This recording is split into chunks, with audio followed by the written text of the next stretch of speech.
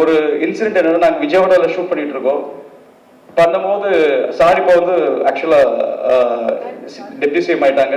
So அவரோட time கிடைக்கிறது கொஞ்சம் இது, பிகாஸ் அவரோட மார்னிங்ல இருந்து ஈவினிங் வரைக்கும் அந்த அவரோட அந்த இதுல இருக்கும்போது எங்களுக்காக ஒரு 400 பீப்புள் அங்க குரு வந்து வெயிட் பண்றோன்னு எங்களுக்காக வந்து ஒர்க் பண்ணிட்டு போவாங்க. ஒரு நாள் எங்கிட்ட வந்து பர்சனலா ஒரே ஒரு வார்த்தை கேட்டார் சார். ஃபர்ஸ்ட் வந்து சாரினாரு. நான் எனக்கு புரியல அவ்வளவு பேர் சார் எதுக்கு சாரி சொல்றாரு அப்படின்னு.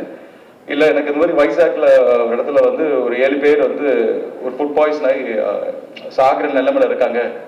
நான் கொஞ்சம் அர்ஜென்ட்டா போனோம், இன்னைக்கு போலாமா அப்படின்னு வார்த்தை கேட்டார். எனக்கு ஷாக். அவர் சொல்ல கூட தேவையில்ல, இட்ஸ் இம்பார்ட்டன்ட் இன்சிடென்ட்.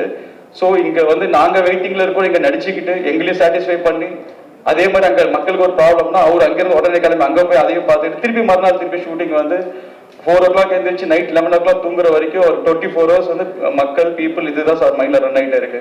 அவர் கூட க்ளோஸா இருந்து பார்க்கும் போது எனக்கு தெரிஞ்சது அதுதான்.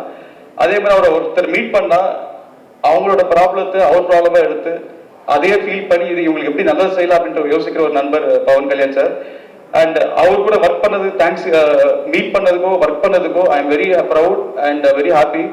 அண்ட் தொடர்ந்து பார்ட் 2 கூட ஒர்க் பண்ணுவோம்.